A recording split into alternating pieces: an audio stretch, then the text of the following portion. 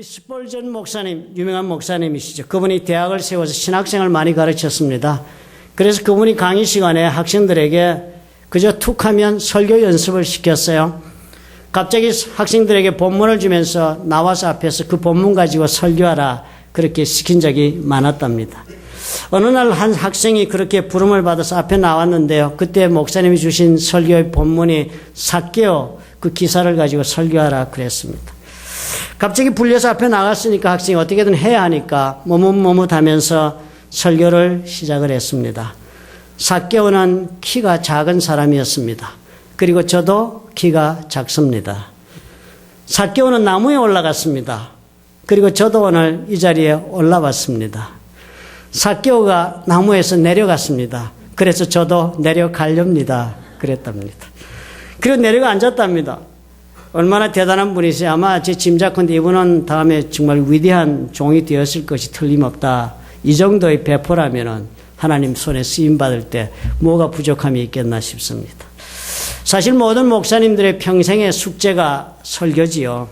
그리고 성도님들도 주일날 바라는 것은 정말 오늘 이번 주일에는 살아있는 설교를 좀 듣고 싶다 하는 그 소망은 누구에게나 다 있다고 저는 생각을 합니다.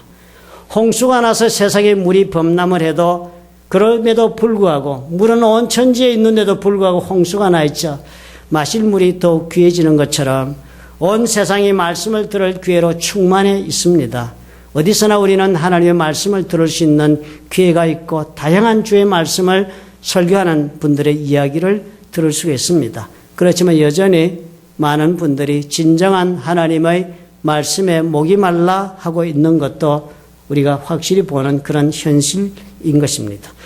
설교를 가리켜서 어떤 분들은 예배의 꽃이다 그렇게 말씀하기도 해요. 교회 가르침 중에서 설교가 대단히 중요한 부분을 차지하기 때문인 것입니다. 오늘 우리가 사도행전을 읽었어요. 오늘 이 본문도 바로 그런 모습을 우리에게 보여줍니다. 역사적인 설교를 우리가 지금 읽은 것이에요. 사실은요. 그리고 그 역사적인 설교의 힘이 얼마나 위대했던가를 우리가 또한 본 것이 오늘 우리가 읽은 사도행전의 본문의 내용입니다.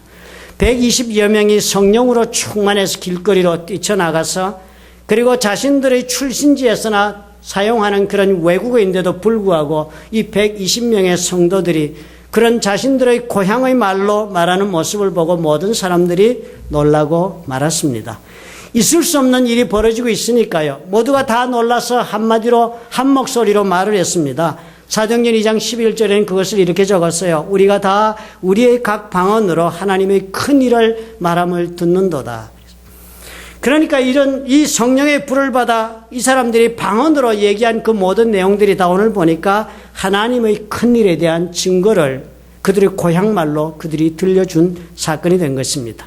아마 그냥 말을 했더라면 믿지 않으려 했을 것입니다. 그러나 평범한 사람들임에도 불구하고 도저히 우리 고향의 말을 할 수 있는 사람들이 되지 못한다는 것을 번연히 알고 있는데도 그런 사람들이 유창하게 외국어를 구사하며 말하는 그 내용을 들으면서 생각할 수밖에 없었던 것입니다.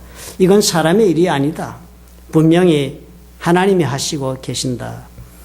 도대체 그 내용을 우리는 그래서 이해할 수가 없다. 어떻게 돼서 이런 일이 우리 눈앞에 지금 벌어지는가 하면서 2장 12절에 이렇게 적었어요. 다 놀라며 의혹하여 서로 가로되 이 어찐 일이냐.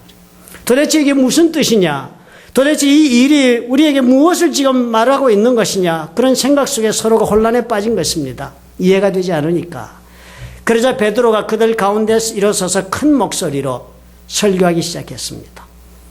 신약 성경에 기록된 이 제자들의 설교가 이렇게 해서 시작이 되었고 이렇게 해서 이 사도행전에 기록된 설교가 계속적으로 발전해 나가면서 놀라운 하나님의 역사를 현장에서 불러일으킨 것입니다. 그리고 오늘 우리가 읽은 이 베드로의 설교는 이전에 없던 새로운 역사를 불러일으켰다고 성경은 우리에게 증거합니다. 수많은 사람들이요. 모두 다 심대한 타격을 입었습니다. 이 설교를 듣고 도저히 감당할 수 없는 자신들의 영혼이 흔들리는 그런 위기를 경험합니다. 하나같이 다 질문했습니다. 2장 37절에 보니까 저희가 이 말을 듣고 마음에 찔려 베드로와 다른 사도들에게 물어 가로되 형제들아 우리가 어찌할꼬? What shall we do? 우리가 도대체 어떻게 하면 좋을꼬? 그들이 낭패하여서 서로 말한 것입니다. 성령께서 저들의 깊은 곳을 터치하셨기 때문이에요. 베드로가 저들의 질문에 답을 하지 않습니까? 베드로가 가로되 너희가 회개하여 각각 예수 그리스도의 이름으로 세례를 받고 죄 사함을 얻으라. 그리하면 성령을 선물로 받는다. 이 약속은 너희와 너희 자녀와 모든 먼데 사람 곧 우리 주 하나님이 얼마든지 부르시는 자들에게 하신 것이다. 베드로가 증거했습니다. 회개하라, 세례를 받으라. 그러면 죄사함 받고 오늘 우리가 하고 있는 이 성령의 충만한 이 모습이 너희들에게도 동일하게 임할 수 있다라고 베드로가 증거한 것입니다. 이것은 내 말이 아니라 하나님께서 주시는 약속의 말씀이라고 베드로가 담대하게 증거했어요. 왜요? 자신들의 체험이 그러했으니까. 체험에서 나온 간증을 한 것입니다. 이 말씀을 듣고 그날 결심하고 세례를 받은 사람이 3,000명이나 되었다 했습니다. 놀라운 숫자잖아요. 그리고 이 3,000명이 그날부터 시작해서 모여들어서 그리고 이루어진 모임이 교회라 그렇게 부름을 받은 것입니다. 그리고 그 교회는 하루가 다르게 변해갔습니다. 이 모습을 우리가 보면서 우리는요, 마태복음에 기록된 예수께서 말씀하신 그 당부의 말씀을 우리가 떠올릴 수밖에 없습니다. 마태복음 28장 19절 마지막 절에 어떻게 적혀 있어요? 그러므로 너희는 가서 모든 족속으로 제자를 삼으라. 그리고 아버지와 아들과 성령의 이름으로 세례를 주라 하신 그 예수님의 당부하신 말씀이 오늘 이 베드로 이 설교를 통해서 현실로 이렇게 지금 눈앞에 벌어지고 있게 된 것입니다. 3,000명이 회개하고 그리고 그날 세례를 받고 그들이 서로 모여서 예수께서 말씀하신 교회를 만들어 나간 것입니다. 가이사랴 빌립보에서 예수께서 베드로와 제자들에게 질문하셨을 때 그 응답하고 그리고 예수께서 선언하신 그 말씀이 현실적으로 가시화된 것입니다. 마태복음 16장 16절에 그렇게 기록되어 있습니다. 주께서 베드로와 모든 제자들에게 너희는 나를 누구를 하느냐 물었을 때 베드로가 대답하여 가로되 주는 그리스도시여 살아계신 하나님의 아들이로소이다는 그 고백을 들으시고 예수께서 답변하지 않았습니까? 내가 너에게 이르노니 너는 베드로라. 내가 이 반석 위에 내 교회를 세우겠다 그러셨습니다. 그 말씀하신 대로 오늘 보니까 어때요? 교회가 지금 세워지고 있는 것입니다. 그것도 어떻게 시작됐습니까? 베드로의 설교로 교회가 출범되기 시작한 것입니다. 마태복음에서 예수께서 교회를 세우겠다 하신 그 선언이 이제 사도행전 2장에서는 현실적으로 지금 우리 눈앞에 이루어지는 것입니다. 예수님이 약속하시고 예언하신 그 교회는요, 다락방에서 기도했던 그 120명과 이제 그리고 대중 앞에 서서 이스라엘 온 집이 정녕 알아야 할 일이 있다. 너희가 십자가에 못 박은 이 예수를 하나님이 주와 그리스도가 되게 하셨다는 이 베드로의 선언으로 해서 그리고 상상하지 못했던 일이 벌어지기 시작한 것입니다. 주님께서 예언하신 대로 땅끝까지 복음을 전파하는 일이 이래서 지금 시작이 된 것이에요. 요즘 우리들의 교회는 그렇다면 과연 무엇을 하고 있는가? 스스로 우리가 자문해 볼 필요가 있습니다. 반성이 필요해요. 우리 교회들은 하나님 앞에서 우리가 교회를 한다면서도 사람들의 관심사에 어필하기 위해서 많은 노력을 합니다. 사람들이 필요를 충족시켜주기 위해서, 그래서 사람들이 그 필요 때문에 교회를 다니는 것이 너무나도 당연하게 생각하는 교회들이 되어가고 있습니다. 오늘날의 교회들은 그래서 많은 종류의 프로그램에 의지하고 있고 많은 방법을 도입해서 사람들에게 접근해 가고자 합니다. 그래서 사람들의 마음을 얻고자 필사적인 노력을 합니다.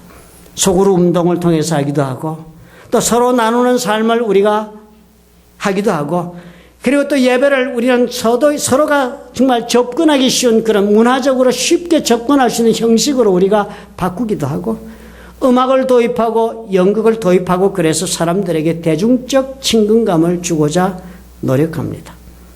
심리학도 도입하고 관리 기술도 우리가 배워서 적용하고 그리고 광고 전략도 우리가 실천해 가면서 사람들을 이곳으로 데리고 올 수만 있다면 무엇이든지 하겠다는 자세를 가지고 삽니다. 교회에서는 프로그램이 한정없이 많습니다. 결혼하는 젊은이들에게 주는 결혼 세미나부터 시작해서 어떻게 돈 관리를 해야 잘 살 수 있는지를 가르치는 재산 관리까지도 교회에서 관심을 가지고 가르칩니다. 물론 이 모든 것들이 다 나쁜 것은 아닐 것이에요. 좋은 영향을 주는 것도 대단히 많을 것입니다. 그러나 한 가지 애석한 것은 이 수많은 프로그램과 이 과외 활동으로 인해서 우리는 종종 가장 귀중한 다른 것을 우리도 모르는 사이에 가볍게 생각하고 희생시키고 있을 수도 있다는 것입니다. 세상을 따라 발전해 오느라고 어쩌면 우리는 설교의 원형도 잊어버린 설교가 되어가고 있는지도 몰라요. 그리고 우리는 어쩌면 예배의 원형도 우리가 잃어버린 또 다른 변형된 예배를 드리고 있는지도 몰라요. 우리는 어쩌면 교회의 모습도 정말 예수께서 말씀하신 교회의 원형도 이제는 다 잃어버리고 그리고도 우리는 교회인 줄 알고 열심히 애쓰고 있는지도 모른다는 그런 우려가 우리에게 있어야 마땅한 것입니다. 교회는 얼마나 세상에서 아니면 세상 사람들에게 환영받고 있는가가 중요한 것이 아니다. 교회는 그보다는 차라리 얼마나 우리 하나님께서 원하시는 일을 지금 감당하고 있느냐가 교회에 대한 평가의 기준이 되어야 마땅한 것입니다. 그래야만 하나님께서 그 교회에 함께 하실 것이에요. 교회는 사람들이 만들고 사람들이 위하여 사람들이 모여드는 그런 단체로 끝날 것이 아니라 교회는 예수께서 주는 그리스도시여 살아계신 하나님의 아들이라고 고백하는 신앙을 가진 사람들의 신앙 고백 위에 이루어지는 그런 모임이 되어야 하는 것이기 때문입니다. 그러하지 아니하시면 아무 의미가 없어요. 그러하지 않으면 예수께서 세우시는 교회가 될 수가 없는 것입니다. 우리는 교회를 2000년에 시작했습니다. 2000년에 저는 이맘때에 브레시청 회의실을 빌렸어요. 그리고 그곳에서 예배를 드리는 것으로 교회를 시작했습니다.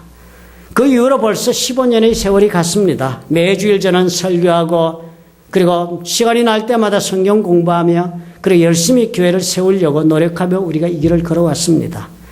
그런데 그렇게 걸어오면서 과연 우리 속에 바라고 있는 간절한 소원이 무엇이었습니까?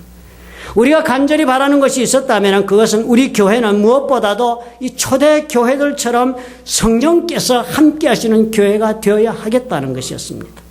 그래서 오늘 이 베드로의 설교처럼 하나님의 말씀이 우리 가운데 살아서 역사하고 그래서 그 말씀이 우리의 영혼을 새롭게 하고 그래야 우리의 마음속에는 저들이 하나님의 말씀 앞에서 형제들이여 그러므로 우리가 과연 이제 어떻게 해야 좋을까 하고 고뇌하는 질문을 할 수밖에 없었던 것처럼 우리 모두도 하나님 앞에서 어떻게 살아가야 하는가를 물을 줄 아는 성도가 되는 것이 그간에 우리가 바랐던 목표였습니다.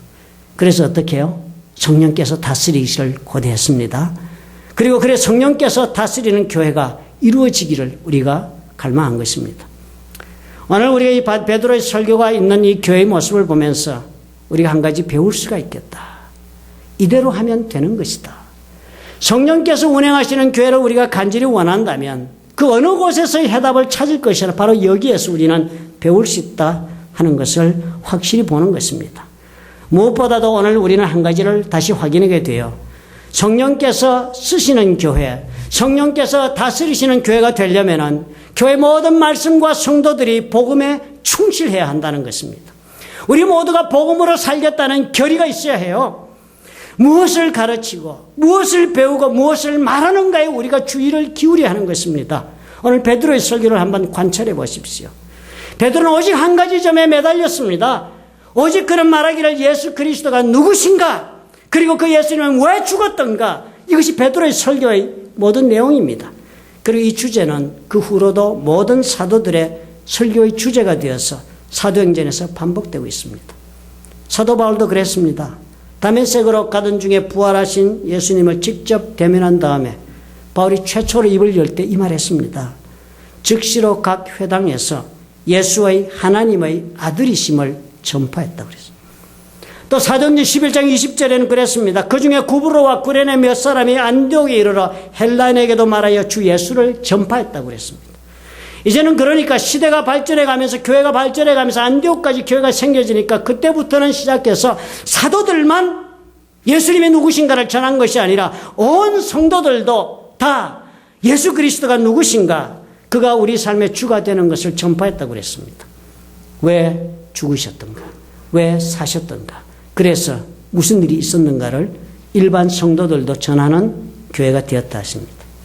복음의 요체가 과연 무엇이에요?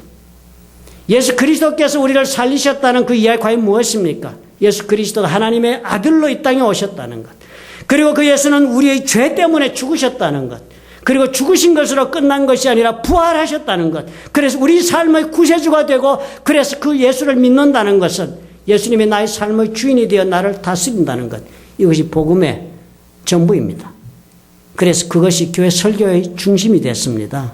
그리고 그것이 교회 성도들의 믿음의 핵심이 됐습니다.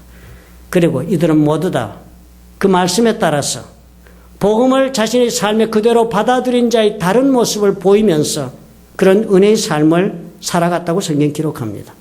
베드로가 무엇이라고 하는지 주목해 보셔야 해요. 사도행전 2장 38절 이렇게 적었습니다. 베드로가 가로되 너희가 회개하여 각각 예수 그리스도 이름으로 세례를 받고 죄 사함을 얻으라. 그리하면 성령을 선물로 받는다 그랬습니다. 복음을 받아들이면 어떻게 해요?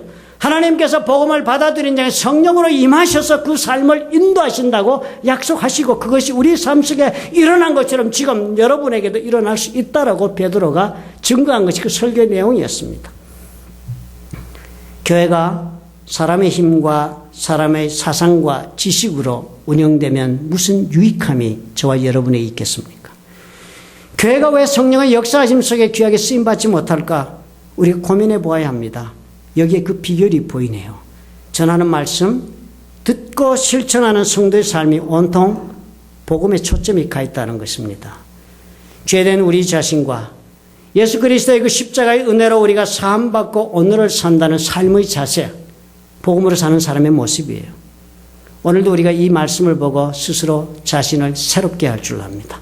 예배 드릴 때마다, 말씀을 전할 때마다, 하나님께 기도할 때마다 우리 모두가 주 예수께서 나를 위해 죽으신 것과 그리고 다시 사신 것을 우리가 기억합시다. 그 은혜를 우리가 늘 마음에 새로 새기면서 우리가 하나님 앞에 서야 한다는 것을 잊지 맙시다. 그런 주님 앞에 내 모든 죄된 것, 내가 하나님을 떠난 것, 내가 하나님을 따라 살지 못한 것, 이 모든 것에 대한 가슴에 찔림이 있는 삶이 되어야 우리 삶 가운데 성령의 역사가 있다는 것입니다. 스스로 이루었다. 이제는 그만하면 되었다. 스스로가 완악하고 교만한 마음에 자기에 빠지는 삶을 가지고 우리 하나님 앞에 서 있는 한 우리는 결코 성령이 인도하시는 삶을 살아보지 못합니다. 베드로의 말씀처럼 우리 모두가 주님 앞에 그렇게 나가십시다. 그래 하신다면 주의 성령께서 우리 교회를 그 손에 붙드시고 운행하실 것입니다. 또 한 가지 우리는 오늘 설교를 보면서 배워야 할 것이 있습니다. 예수 그리스도를 닮아가는 삶에 열심을 내야 한다. 이것은 우리 삶 속에 주어진 선택이 아니다 하는 것입니다. 예수를 믿고 나서 나는 내 마음에 원하는 만큼만 그리스도를 닮아가겠다고 결정할 수 있는 선택사항이 아니다는 것입니다. 사도행전은 베드로 말고도 사도의 역할에 대하여 오늘 적은 구절이 있습니다. 2장 42절에 이렇게 적었어요. 저희가 사도의 가르침을 받아 서로 교제하며 떡을 떼며 기도하기를 전혀 힘썼다. 사도들의 가르침이 있었댔습니다. 이 가르침은 베드로의 설교와는 전혀 그 내용이 다른 것이 분명합니다. 베드로가 설교할 것처럼 예수님과 그 사역 그리고 구원의 역사를 설교하는 것을 가르쳐서 우리는 다른 말로 설명할 때 캐리그마 이렇게 설명을 합니다. 그 뜻은 선포한다, 선언한다 그런 뜻입니다. 그래 베드로의 설교는요. 예수님이 누구신가? 그리고 예수님은 왜 돌아가셨는가? 그리고 예수님 돌아가신 뜻의 의미는 무엇인가? 그리고 왜 살아나셨고 살아나서 무슨 일이 있는가 하는 것을 선포하는 설교를 했습니다. 그런데 오늘 보니까 오늘 전혀 다른 표현이 나와 사도의 가르침이 또한 이 모든 사람들에게 있었다는 것입니다. 베드로의 설교는 우리가 회개하고 예수를 믿어 구원에 이르게 하는 설교였습니다. 그런데 그것은 우리 삶이 끝납니까? 이렇게 회개하고 예수를 나의 삶의 주로 삼은 후에도 여전히 중요한 과제가 우리에게 남습니다. 그것이 무엇이에요? 예수 그리스도를 통하여 그 구원을 받은 모든 사람들에게는 그 예수 그리스도가 내 삶의 주인이 되도록 받아들이고 그리고 주로 삼고 사는 삶이 필요합니다. 그래서 하나님께서 원하시는 하나님의 자녀로서의 삶을 살아가야 하는 큰 숙제가 남습니다. 예수 믿으면서 이 삶이 없으면 구원은 받았지만 아무것도 주님 앞에서 구원을 완성시키는 길을 걸은 사람이 되지 못하는 것입니다. 내가 예수를 믿어서 어떻게 지금 살아가야 하는가? 예수를 믿는 그리스도인으로서 나는 어떤 모습으로 오늘 나의 삶의 문제를 감당하면서 걸어가야 하는가 하는 이 말씀을 가르치는 것을 가르쳐서 성경을 가리킨 학자들은 디다케다 그렇게 부릅니다. 베드로의 선언적 설교와 다른 그리스도를 닮아가는 삶에 대한 가르침이 따로 있다는 것입니다. 이 두 종류의 설교의 모습이 오늘 보여집니다. 오늘 이 베드로가 아닌 사도들이 계속하여 가르치는 말씀은 이미 복음을 듣고 회개하여 세례를 받은 성도들에 대한 말씀입니다. 그러므로 이 가르침은 어떻게 예수 그리스도를 믿는 성도로 이 땅에서 살아가야 하는가? 어떻게 살아서 내가 예수 그리스도를 닮은 사람으로 변화될 수가 있는가? 어떻게 살아서 내가 어떻게 살아 지금 현재 이 삶의 모습과는 다른 하나님이 원하시는 성화되어 간 그런 삶을 내가 살아갈 수 있는가 하는 것을 가르치는 말씀입니다. 우리 이것을 배우고 따라가는 일이 있어야 합니다. 예수 믿고 구원받은 것으로 모든 것이 끝난 것이 아니기 때문입니다. 우리는 어떻게 사는 것이 예수 그리스도를 닮아가는 길인가를 배우면서 살아가는 일에 노력을 기울여야 합니다. 그리고 그 배운 대로 실천할 수 있도록 자신을 채찍질하며 걸어야 합니다. 이렇게 하며 살아가는 것이 우리 삶 속에 빼야 합니다. 그래서 여러분들이 살아가는 모습이 예수를 모르는 사람들에게 보여져야 합니다. 그래서 여러분들을 보면 예수 믿는 사람의 모습이 저런 것이구나 느낄 수 있어야 합니다. 그리고 이 길을 걸어야 한다는 것이에요. 그래서 우리 자신이 또 다른 우리 성도님들이 그 살아가는 모습 자체가 강단에서 전파되는 베드로의 그런 캐리그마의 설교가 아니라 디다케를 실천한 사람들의 모습으로 삶을 통하여 세상을 향하여 드리는 설교가 되어야 합니다. 베드로의 설교로 시작된 초대교회가 어떻게 해서 계속적으로 발전해 갔습니까? 그 이유가 바로 여기 있습니다. 예수를 자신의 주로 영접한 사람들 때문에 교회가 발전한 것입니다. 그 사람들이 살아가는 모습이 말씀을 따라서 하나님이 기뻐하시는 삶을 살겠다고 결단하고 살아가는 모습이 보였기 때문이었습니다. 누가 나를 다스리는가? 이것에 대한 질문이 있으셔야 해요. 예수께서 내 주인이 되어 다스리시는 것이 지극히 당연한 믿음의 조건이어야 합니다. 그렇게 인정하고 사시는 모습이 보여야 합니다. 내 생각이 나를 다스리고 내 주장이 그래서 내 주위의 사람들에게 영향을 주고 그리고 또 교회를 다스리고 그리고 내 생각이 우리의 갈 길을 결정하고 있다면 그것은 예수께서 우리의 주가 되는 모습이 될 수 없습니다. 사도들은 이것을 열심히 가르쳤다. 그 가르침이 그래서 그들의 삶의 실천으로 이어졌다. 42절에 그렇게 적었습니다. 저희가 사도의 가르침을 받아서 그래서 서로 교제하고 떡을 떼고 기도하는데 전혀 힘을 썼다 그랬습니다. 그래서 3,000명 교회가 유지되고 발전해 간 것입니다. 사도의 가르침을 받아서 새롭게 보여준 모습의 첫 번째가 뭐였습니까? 교제했다. 우리는 교제했다면 너무 가볍게 생각하기 쉽습니다. 펠로십이다 이렇게 번역해 서로 친하게 지내고 서로가 서로를 격려하고 의지할 수 있도록 그렇게 하는 정도면 교제하고 있는 줄 압니다. 여러분 교회 와서 그런 교제를 한다 이렇게 우리 생각하죠. 그러나 사실 성경의 원어를 이렇게 가만히 읽어보면요. 그 뜻을 이렇게 새겨 들어가 보면 서로 친구가 되어주는 것 정도는 결코 교제라는 단어의 본래 의미가 아닙니다. 여기 교제라고 사용된 단어 여러분 많이 들어보셨을 것이에요. 그리스어로 성경 원어인 그리스어로 코이노니아라고 그렇게 한다 합니다. 그런데 이 코이노니아라는 단어는 그냥 단순한 사귐을 뜻하는 단어가 아닙니다. 성경에서 이 단어가 사용될 때는 언제나 무엇인가 서로 나누는 것이 있을 때 이 단어가 등장합니다. 예를 들면 헌금을 드려 섬길 때 아니면 자신이 가지고 있는 물건을 나누어 줄 때 아니면 자신의 삶 속에서 경험한 자신의 삶을 나누거나 할 때 그때 이 단어가 사용되었습니다. 초대교회는 하나님의 말씀을 받아서 그리스도를 닮아 사람들의 삶이 변하여 교제가 이루어졌다는 말은 이런 성도들의 삶의 나눔에 이 교회가 기초를 두고 있다는 것을 보여주고 있습니다. 성도들의 삶이 희생이 있는 삶을 뜻하고 있어요. 몸된 교회를 이루기 위하여 우리는 자신의 것으로 희생의 제물을 삼고 그래서 참으로 하나님의 은혜가 필요하고 나보다 덜 축복받은 자를 위하여 구제하고 사랑으로 실천하는 삶을 뜻하고 있는 것입니다. 말씀을 따라서 사랑의 실천이 있는 삶, 그것이 교제다, 코이노니아다. 그렇게 우리는 이해해야 합니다. 예수 그리스도를 닮아가는 삶이요. 나 혼자 스스로 거룩해지는 것으로 끝나는 것이 아니었습니다. 더불어 살아가는 삶을 영적으로 추구할 줄 아는 사람이 되는 것이었습니다. 내 개인적인 희생을 통하여서 하나님의 나라를 이루는 일에 내 삶이 쓰임받고 그리고 다른 사람의 삶을 더욱더 복되게 하는 일에 나눔을 주고 있을 때 그것이 바로 복음을 삶 속에 실천하는 자의 모습인 것으로 설명되는 것입니다. 말씀을 배우는 것으로 끝난 일 없습니다. 실천하는 것으로 발전해가는 성도의 모습이 눈으로 보여져야 합니다. 언제나 하나님께서 원하시는 성도의 삶은 이런 주는 것과 연결이 되어 있습니다.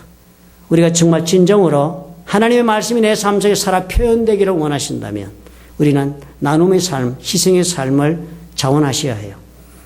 주는 자가 복이 있겠습니다. 삶을 나누는 자에게 사도행전은 그 교제가 그런 나눔이 있는 삶이 교회 위에 성령께서 역사하시는 물꼬를 텄다고 기록하고 있습니다. 우리 교회가 2000년에 그렇게 시작한 이후에 하나님께서 놀라운 은혜를 주셨어요. 생각해 보면 어떤 분이 그런 설명을 하셨습니다. 목사님, 사실 가만히 교회가 받은 축복을 생각하면요. 자다가도 벌떡 일어나서 어떻게 이런 일이라고 말할 수 있습니다. 대단히 아마 참 사실적으로 잘 표현하신 것 같아요. 가만히 지나온 일을 돌아보면 세상에 우리가 뭐라고 이런 축복을 다 주셨나. 그런 사건들이 한두 가지가 아니었습니다. 언제나 우리는 그래서 하나님 그 은혜 때문에도 우리는 하나님만 바라보는 일이 그렇게 어렵지 않았습니다. 무슨 어려운 일이 있다 싶어도 언제나 주를 바라보고 주께 우리 삶을 드리는 일이 그래서 어렵지 않았습니다. 많은 분들이요. 여러분이 알지 못하는 수많은 성도님, 지금도 이 자리에 계신 분들도 많습니다. 하나님을 위해서, 교회를 위해 많은 희생 가운데 신앙의 자리를 지켜오셨습니다. 그 많은 분들이 우리 하나님이 아시는 그 많은 일들을 감당해 주시고 희생한 것으로 성령이 역사하시는 교회를 만드는 일에 귀하게 쓰임받았던 것입니다. 오늘 저는 여러분에게 이 한 가지 당부를 드립니다. 우리가 이제 초대교회를 본받는 일에 열심을 내자. 마음을 새롭게 하자. 그래야만 우리는 어떻게 해요? 새로운 성령의 역사를 맛볼 수 있기 때문입니다. 오늘 그럼 우리가 여러분 복음에 충실하십시다. 이것저것에 여러분 마음을 빼앗기고 살지 마십시다. 오직 예수 그리스도의 복음으로 우리가 산다는 마음을 가지십시다. 죄인 된 나를 구원하신 예수 그리스도를 붙잡고 신앙의 길을 걸으십시다. 그 복음으로 우리가 앞으로 걸어가십시다. 오늘까지 그 복음으로 우리를 살게 하셨으니 앞으로도 우리는 용서받은 죄인으로서 하나님의 은혜 가운데 걸어갑시다. 그 복음이 내 삶 속에 참으로 그리스도를 닮아가겠다고 노력하는 내 성화되어가는 내 모습을 통하여 사람들에게 또 다른 설교가 되도록 여러분 노력하십시다. 베드로의 그 설교만 전파되는 것이 아니라 또한 우리의 삶으로 전파되는, 우리의 삶으로 보여지는 참으로 구원을 향하여 걸어가는 성화된 성도의 모습을 여러분들의 삶을 통하여 세상이 보므로 복음이 전파되게 하십시다. 그렇게 할 때 주의 성령께서 우리 교회에 넘치게 역사하실 것입니다. 저는 믿습니다. 초대교회에서 역사하신 그 역사는 오늘 우리 교회도 이미 시작되었고 그리고 운행하시며 하나님의 열매를 보여주실 것이라 믿습니다. 믿으시면 아멘 하시기 바랍니다. 좋으신 아버지 하나님 감사합니다.